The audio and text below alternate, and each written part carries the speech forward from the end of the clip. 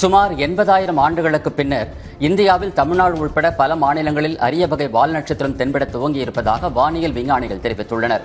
சூரிய மண்டலத்தில் அரிய வகை வால் நட்சத்திரம் ஒன்று சுமார் 80,000 ஆண்டுகள் கழித்து இந்திய வான்வெளியில் தற்போது நுழைந்துள்ளது. C2023A3 என்று பெயரிடப்பட்டுள்ள அந்த அரிய வகை வால் நட்சத்திரம் கடந்த 2023ஆம் ஆண்டு இந்தியாவை நெருங்கி வருவதை கண்டுபிடித்தனர். தற்போது கடந்த மாதம் 28ஆம் தேதி இந்த வால் நட்சத்திரம் சூரியன் அருகே சென்று அதன் பயணத்தை திசை திருப்பியுள்ளது. இதனால் பூமியில் இந்தியாவிலிருந்து இதை காண முடியும்.